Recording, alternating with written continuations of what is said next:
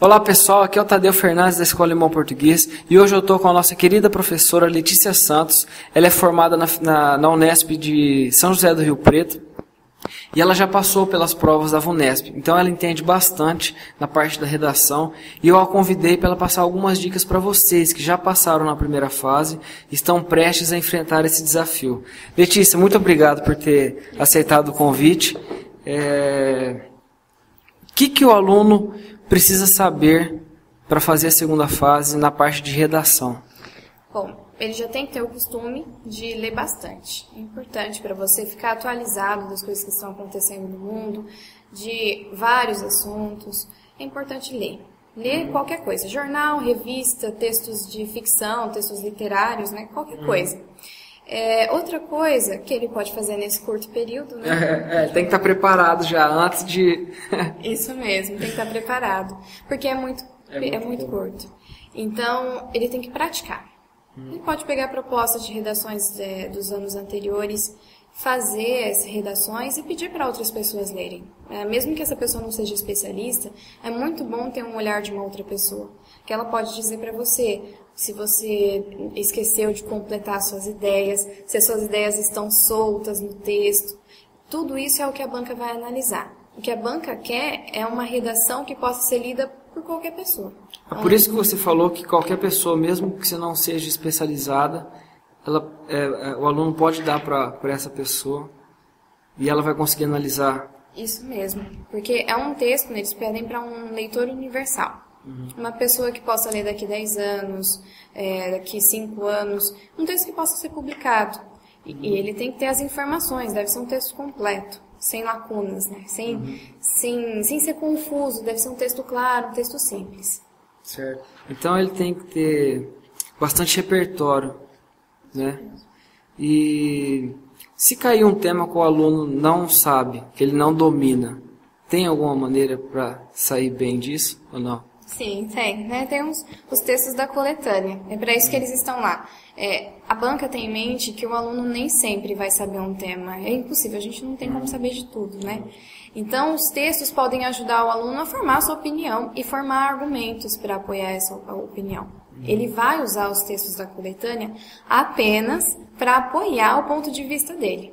Apoiar, exemplificar, explicar, mas nunca o texto vai ser o ponto de vista dele. Não pode fazer isso. Não pode. Isso mesmo. E ele tem que ter muito cuidado para não ser considerado como cópia. Porque se ele citar o texto sem citar a fonte e o autor, então já a pontuação dele vai para baixo. Certo. E tem alguma coisa que possa anular o texto? Ou não? Tem sim, tem várias coisas. A fuga ao tema, se o aluno não entendeu a proposta, escreve sobre outra coisa.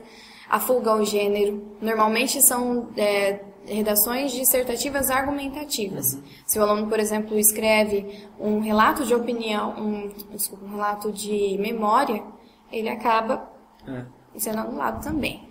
Assinar a prova, identificar, né? O aluno tem lá o gabarito, tem a prova que já está com o nome dele, já está com o RG. Se ele passar a redação para a folha definitiva ou antes do texto ou no final, assinar o nome, fazer com rubrica, nome completo, colocar pseudônimo, tudo isso anula também. Escrever em outra língua que não seja portuguesa. Fazer uma cópia integral dos textos. Ou se não, um trecho, mas copiar tudo. Dos textos da coletânea. Da coletânea, sim. Isso mesmo. Sem citar autor, sem citar a fonte, copiar como se fosse o texto dele. Isso é considerado plágio, também anula. E fazer um texto com 7 linhas ou menos, contando o seu título. Entendi. E tem alguma coisa a ver com o tema? O aluno é obrigado a colocar um título, quer dizer? Não é obrigatório. Tanto que só nessa prova? Só na redação. Eu não sei como são nas outras, né? Acredito que no Enem também não é obrigatório. Eles não vão avaliar o seu título. O título só vai ser incluído nesse momento de contar as linhas, né? Se o seu texto for muito pequeno, o título vai te salvar naquela hora assim de... E o cara que esqueceu também vai ser salvo. Isso mesmo. Legal. Então, mas eles não vão avaliar o seu título no momento de coesão, de gênero textual, essas coisas. Certo.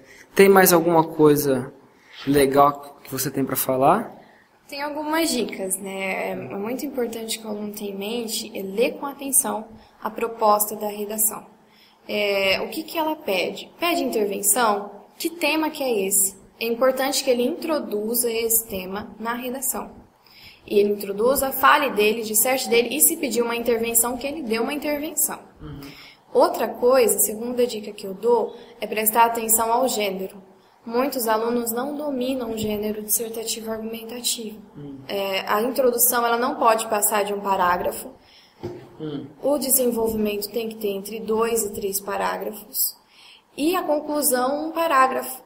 Então, o texto dele deve ter, no mínimo, 3 parágrafos. Muitos alunos acabam fazendo um texto de um parágrafo só, ou se não, com menos de 4 parágrafos. Ou se não, com uma introdução maior do que um desenvolvimento, ou uma conclusão maior do que o desenvolvimento. Isso não pode acontecer. Ele tem Então, que prestar atenção nisso. Como é que é? A introdução deve ter um parágrafo só, não pode passar disso. O desenvolvimento entre 2 e 3 parágrafos. E a conclusão, um parágrafo só. Isso um mesmo. parágrafo para a introdução. Para a conclusão também.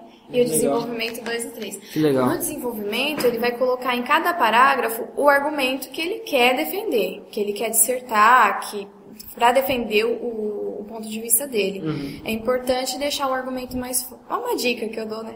Deixar o argumento mais forte para o final, para fechar a redação, deixar terminado. Deixar com aquela reflexão de Isso. término. Bem Legal. fechado. Que bom. Outra dica assim, que eu dou para os alunos são os argumentos. Muitas vezes a gente começa uma ideia e não termina. Ou senão a gente começa uma ideia, abre uma digressão, uma explicação e acaba confundindo tudo. Então, evite isso, evite argumentos repetitivos, evite argumentos com lacunas. Se você iniciou uma ideia, complete essa ideia, termine ela. E evite também essas digressões. Não interrompa a sua linha de raciocínio. Termine primeiro uma ideia para depois iniciar outra. Abriu uma caixinha, fecha, passa para outra. Nunca deixa nenhuma ideia sem fechar. Entendi. Tudo bem? Mais outras dicas, minha quarta dica é a norma padrão. Estudem a norma padrão. Né? Às vezes a gente comete alguns erros, isso é normal, mas tenha um bom domínio. Concordância, regência, pontuação, ortografia é importante. Tá? Coloquialismos também. Não use palavras do cotidiano, a linguagem informal, gírias, expressões, né, do dia a dia. Evite isso. Seja a sua linguagem, a modalidade é formal. Você precisa trazer um texto formal. Também seja claro, tem muitos alunos que... Eu acho que é uma crença que vem da escola, que a gente acha que o texto... ele tem que ter palavras rebuscadas, falar bonito, né, para impressionar os outros. Esse não é o caso. Eu acredito que não é o caso de nenhum tipo de redação que tenha, né, nem para concurso, nem para vestibular.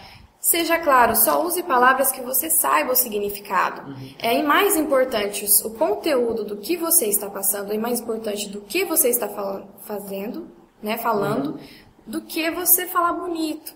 Falar bonito e não ter um bom entendimento. É importante que a pessoa que esteja lendo seu texto saiba o que você está dizendo, né? Entenda com clareza. Então, seja claro e faça um texto simples, sem palavras muito difíceis. Outra coisa que eu dou uma dica é planejar bem o texto. Você precisa saber o que você vai dizer, que ideia você vai dissertar primeiro, que ideia você vai colocar depois. Então, logo depois que você lê os textos da coletânea, que você lê a proposta, faça tópicos, né? O que você vai colocar na sua introdução, o que você vai colocar no seu desenvolvimento, o que você vai concluir, qual vai ser o seu ponto de vista, e você vai seguindo isso. Muitos até dão dicas de você fazer primeiro a redação, antes de todas as questões, deixar ela ali paradinha, né, fazendo um rascunho, deixar ela ali, fazer as outras questões do vestibular, depois que terminou as questões, ler ela de novo e passar a limpo. Isso é legal porque quando a gente está fazendo texto, a gente fica viciado nele. A gente acaba deixando passar alguns erros, erros de pontuação, que são comuns, né? A gente não consegue fazer um texto perfeito, porque está lá pensando, as ideias estão fluindo, as ideias estão vindo, e às vezes tem argumentos sem terminar, tem ideias que estão soltas. Então, mesmo que o tempo não permita, assim, tem que saber administrar o tempo, mesmo que seja um tempo muito curto. Tente ler a sua redação 1 ou 2 vezes para enxergar esses erros, antes de passar ali. Entendi. Então é melhor ele fazer um rascunho, Isso. voltar para os exercícios e depois, com mais maturidade, sem paixão que ele está fazendo, voltar com um olhar mais frio e ver se ele está encaixando as ideias. Tudo. Que legal, muito bom. Achei que você só ia dar uma diquinha, um poço de dicas. Só mais ainda, tem mais uma que eu acho importantíssima, que é da concatenação de ideias, né? Usem conectivos, conjunções, expressões conjuntivas. É uma diferença enorme que faz no texto, porque parece que as suas ideias estão interligadas. É um texto fluente, é como se fosse uma costura mesmo, costuradinho. É muito importante que o aluno use esses conectivos. Legal. Certo? Que bom. Muito obrigado, Letícia. Espero que vocês tenham aproveitado todas as dicas. Nós aqui da Escola Bom Português estamos preparando um curso preparatório para a segunda fase da VUNESP. E se você tiver interesse em participar ou interesse em saber mais informações, deixe seu e-mail ou aqui embaixo do vídeo ou aqui do lado, não sei onde vou colocar. E logo mais eu te mando um e-mail e a gente vai conversando, ok? Um abraço, tudo de bom para vocês e boa sorte.